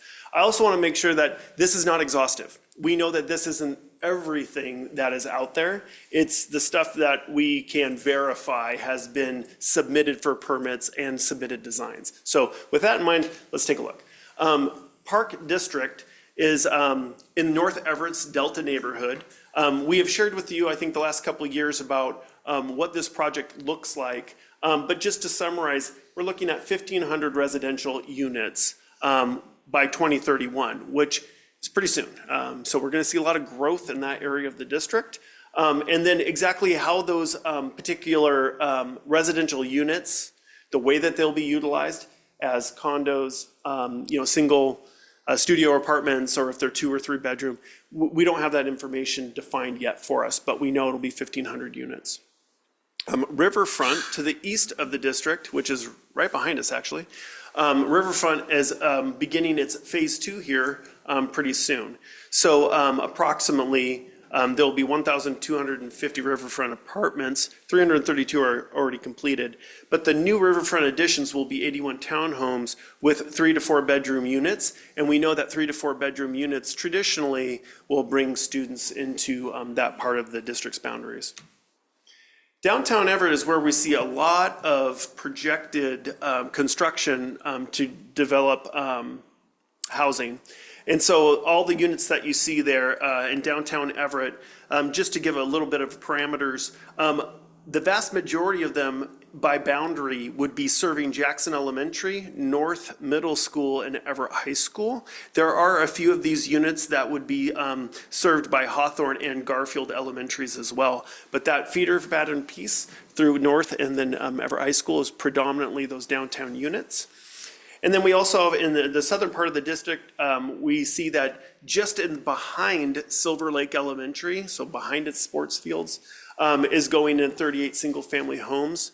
Those will bring families for sure. And then the Mountain View Apartments, which is on Bothell Everett Highway. So it is like the farthest reach of our district south into the west, where they're going to be putting in the Mountain View Apartments, which will feed our schools in the southern part of the district. Waterfront Place has two projects planned, Millwright District and the Worth's Edge. These are not predicted to yield a lot of students because there'll be lofts, there'll be over commercial, commercial storefronts at the bottom level. So typically those are for, older folks, who are downsizing, or typically, for single folks who are not ready to upsize.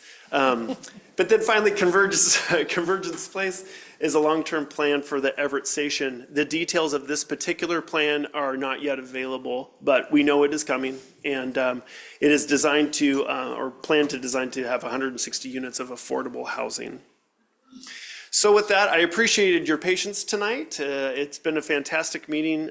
Director Mason, thank you very much for your service. We'll all miss you very much. But excited for you. So our next steps, February to August, we will continue to work on our enrollment projections. We're already in the middle of staffing and budgeting right now. That is happening in the month of March. And then September, we of course will do our adjustment when we actually see the kids show up. And then we will start the process all over again starting in October. With that, I'll take any questions that you have. Are there any questions or comments? Dr. Herman? Just that the bond planning committee is, I know that's in process right now, and they probably haven't been yet looking at more specific numbers, but they will be looking at sort of site-specific in coming up with a recommendation. Yes, actually, the presentation that you received tonight and then the attached report is just one of several significant documents the Capital Bond Planning Committee will receive on Thursday, which is our next meeting, and we'll begin the process of delving deep. It's going to be exciting, but it's a deep dive into a lot of information, which sets the context for the needs of the district prior to seeing price tags, is a great way to put it. So it's always important to identify the essential needs before you see how, start talking about the money side. And then that's where the hard balance goes, is, how do you make those tough decisions as a group to recommend to the board, so. Yep, exciting times. Yeah, Director Mason. I just want to say, great presentation. You really organized the information quite well. I do have a hypothetical out in the future, because as you said, the future is exciting. So if this bond and levy committee decided that a new elementary school should be on a future bond, and if it were placed on an election in 2025, and if it passed, it would be what, 4 years out before maybe? In 25 or 26? 26, sorry, thank you. Yeah. How far out would the expectation of a new elementary, brand new elementary, not a I'm glad you asked that, because we've been talking about that, if it were to happen. So, Mr. Walker, would you mind coming on up and talking about the maximum acceleration a bond would provide? Thank you. Great question. One of the things we could do is begin the architectural, hire architects and begin the architectural work, design work for that new elementary, so that if the bond did pass in 26, we would be in for permits right after that. So it'd save us 1.5 years on design, and then construction usually takes about 1.5 years. 29? So, yeah, earliest, probably move in 28 at the very earliest, and that is if we begin the design work early. And we would typically build an elementary for about 600 students, and at that point in time, and here's the big question, how many students over permanent building capacity would we still be? So by 2029, 2030, it would be the difference right there. You can kind of see 9,907 subtract 8863. Pardon me, no, subtract 8850. So almost 2 elementaries were short still. Yeah. Yeah. Okay. It would open up. Yeah. Thank you. That was exciting, going out in the future. Yeah. Well, and my question, just if you can go back to that middle school one, that I know that our numbers, because where we are right now, but then we go to that peak, then it valleys again to another peak. I know it's, actually, I don't know what's being considered for that land that we own, potentially designated for middle school off of Buffalo Everett Highway.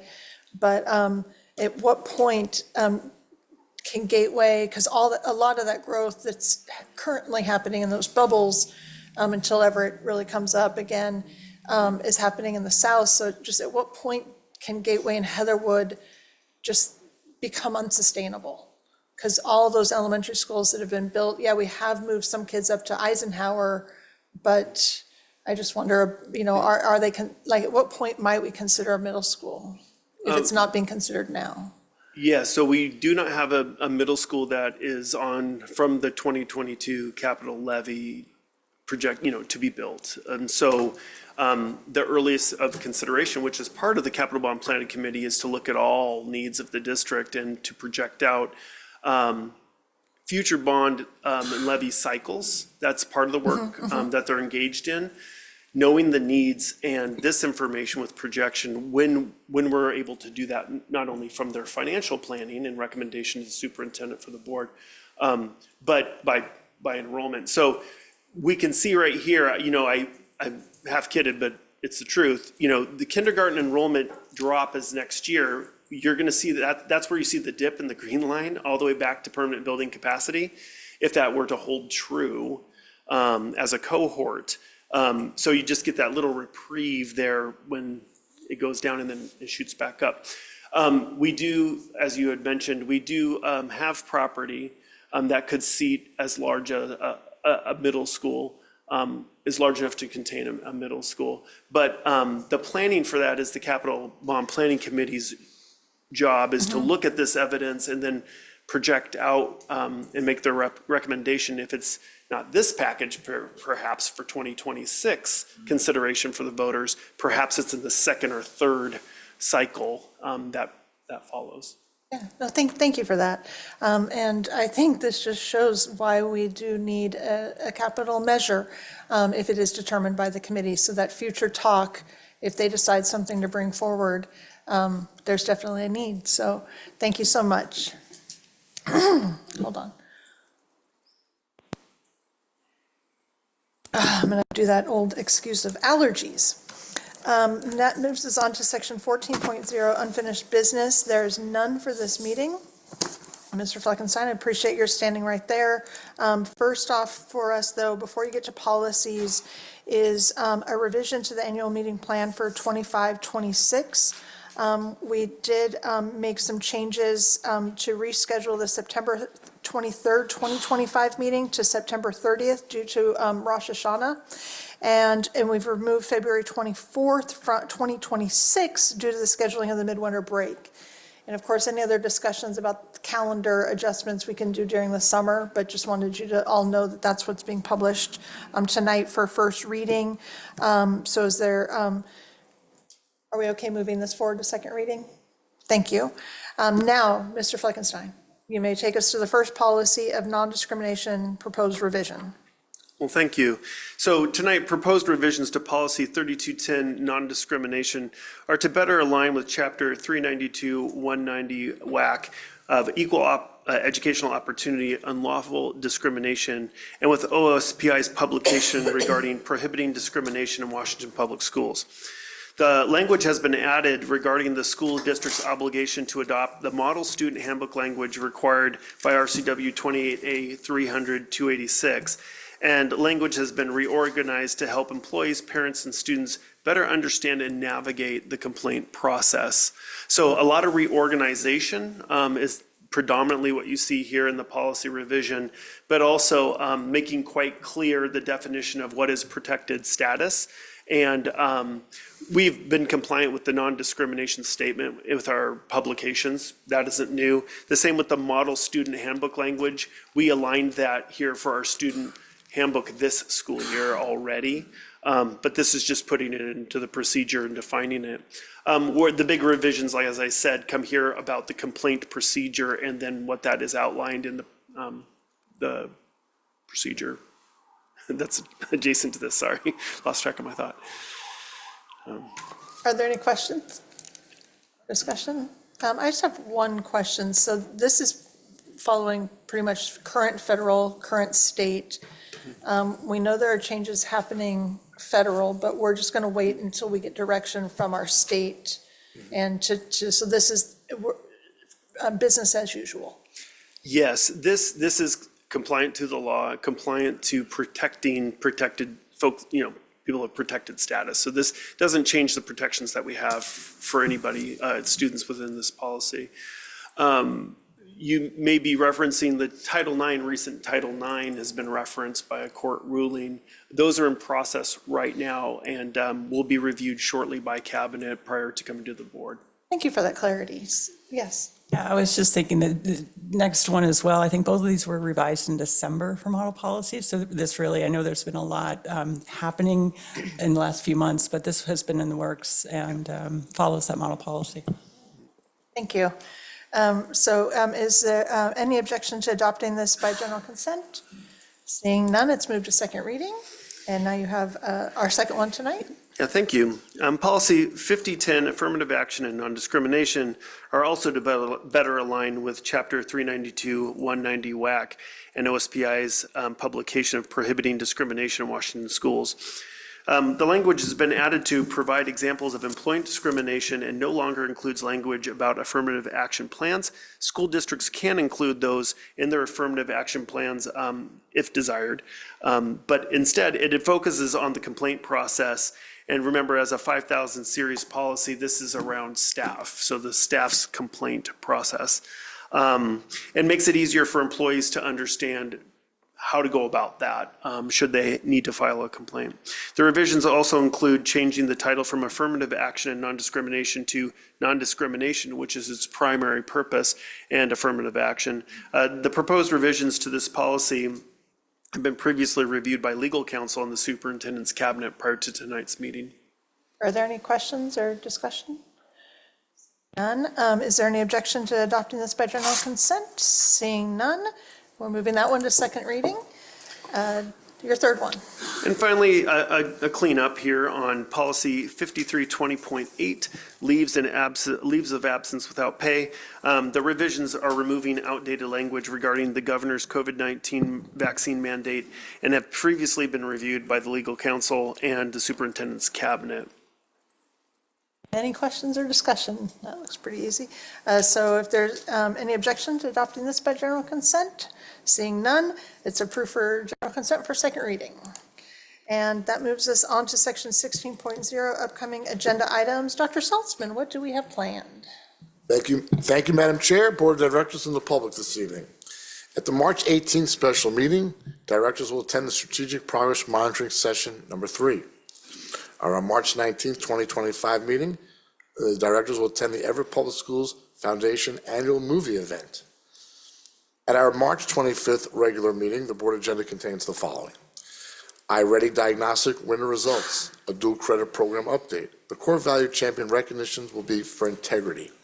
A community engagement plan update, the second quarter financial report, a bond committee update, approval of board travel, and several policies for review. Thank you. Thank you. That takes us to section 17.0, executive or closed session. There is none for this meeting, which takes us to section 18.0, adjournment. This concludes the February 11th, 2025 regular meeting of the Everett Public Schools Board of Directors. This meeting is now adjourned.